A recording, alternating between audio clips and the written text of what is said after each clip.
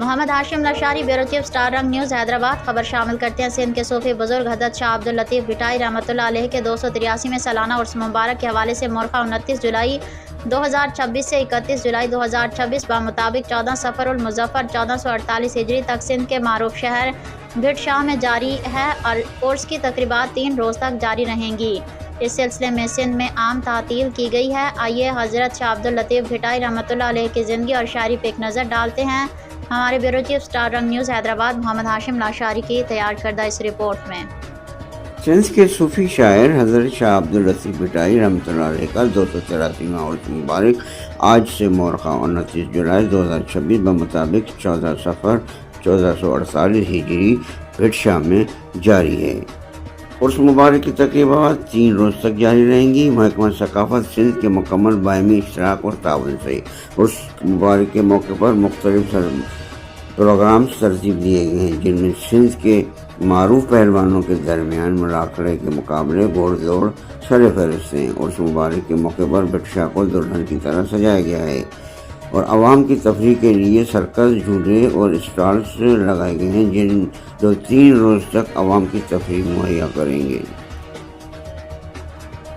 آج عرس مبارک کی پہلی دھمال ہے۔ حضرت شاہ عبداللطیف بھٹائی رحمۃ اللہ علیہ کے مزار کے احاطے میں شاہ صاحب کے خاص مریدین ان کے بیت، کلام، وائی سنا گا کر انہیں خراج عقیدت پیش کریں گے۔ عرس مبارک کے سلسلے میں آج سندھ بھر میں عام تعطیل کا اعلان کیا گیا ہے۔ اس سلسلے میں سندھ بھر کے تمام اسکول، کالجز اور صوبائی دفاتر میں عام تعطیل ہے۔ آئیے ہم آپ کو حضرت شاہ عبداللطیف بھٹائی رحمۃ اللہ علیہ کی شاعری اور ان کی زندگی پر مبنی ایک تفصیلی رپورٹ سنواتے ہیں۔ آج کا یہ دلچسپ سفر، آج کے اس تفصیلی جائزے میں ہم ایک عظیم ہستی کے بارے میں بات کر رہے ہیں، معروف صوفی بزرگ، مفکر، شاعر حضرت شاہ عبداللطیف بھٹائی رحمۃ اللہ علیہ کے بارے میں۔ آج ہم آپ کو بتائیں گے کہ ان کے کلام آج بھی لاکھوں دلوں کی دھڑکن ہے اور کس طرح ان کی مثال شاعری میں پوری تہذیب کو ایک نئی پہچان دی ہے۔ آپ کو بتاتے چلیں کہ ہر سال تقریباً 5 لاکھ کے قریب عقیدت مند بھٹ شاہ میں جمع ہو کر انہیں خراج عقیدت پیش کرتے ہیں۔ آج ہم شاہ صاحب کے مختلف پہلوؤں پر بات کریں گے، جن میں صوفی شاعر کی میراث، شاہ جو رسالوں، عشق الہی کے ابواب، بھٹ شاہ میں درگاہ کی روایت اور سالانہ عرس مبارک کے بارے میں۔ اگر تاریخی حوالوں کے بات کی جائے تو شاہ عبداللطیف بھٹائی کو سندھی زبان کا مسلم شاعر مانا جاتا ہے۔ یہ سفر شروع ہوتا ہے بھٹ شاہ کے پرسکون قرار جھیل کے کنارے سے، جہاں انہوں نے اپنے کلام کی تخلیق کیا۔ سال 1772 ہجری میں غلام شاہ کلوڑ نے اس مزار کو تعمیر کرایا، جو آج بھی اپنی جگہ موجود ہے۔ اب اس تاریخی سفر سے آگے بڑھ کر ان کی غیر مادی وراثت کی طرف آتے ہیں۔ شاہ جو رسالوں محض کوئی عام سی شاعری کی کتاب نہیں ہے۔ سندھ کی ثقافت اور روحانیت میں قرآن مجید اور احادیث مبارک کے بعد جس کلام کو زیادہ پڑھا جاتا ہے اور جس کی زیادہ تنقید کی جاتی ہے، وہ ہے شاہ عبداللطیف بھٹائی کا رسالہ۔ شاہ عبداللطیف بھٹائی کا یہی شاہکار ہے، یہ اس خطے کی روح کا حصہ بن چکا ہے۔ اس شاہکار کو گہرائی سے سمجھنے کے لیے ایک خاص اصطلاح کو جاننا لازمی ہے، وہ ہے لفظ سر۔ شاہ جو رسالوں میں کل ملا کر 30 مختلف سر یعنی ابواب موجود ہیں۔ اب ان میں خاص بات کیا ہے؟ خاص بات یہ ہے کہ یہ تمام کے تمام 30 ابواب صرف اللہ اور صرف اللہ تعالیٰ کی سے محبت یعنی عشق حقیقی بے پناہ گہرے اظہار کا مرکز ہے۔ اور یہ بات واقعی دل کو چھو لینے والی ہے کہ ان 30 ابواب میں محض روایتی انداز بیان نہیں کیے گئے، بلکہ ان میں سندھ کی مٹی سے جڑی ہوئی مقامی داستانوں کا بیان کیا گیا ہے۔ سر، ساموڈی اور گھاتو میں سندھ محنتی ملاحوں کو جو پہلے کا بیان کیا گیا ہے۔ سونی مہار اور سسی پنوک مشہور قصے جو بظاہر تو لوک داستانیں ہیں، لیکن دراصل ان کے ذریعے عشق حقیقی کی منزلوں کو سمجھایا گیا ہے اور بھرپور پھر سر رام کلی جوگیوں اور فقیروں کی کٹھن زندگی کو ایک زبردست خراج تحسین پیش کرتی ہے۔ بٹشاہ میں عظیم درگاہ جو کہ 1772 میں تعمیر کی گئی غلام شاہ کلوڑ نے،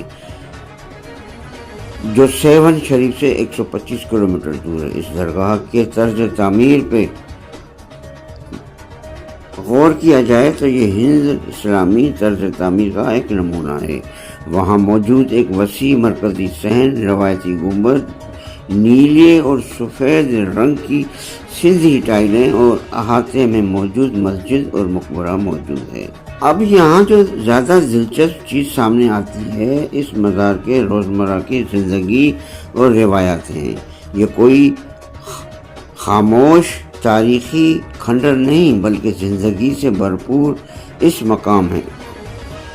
یہاں سے ذمہ داریوں کی تقسیم بالکل منفرد ہے۔ درگاہ کا جو اندرونی اور مقدس ترین حصہ ہے جسے اندرونی حرم کہتے ہیں، اس کی دیکھ بھال کی ذمہ داری وہاں کی خواتین نبھاتی ہیں۔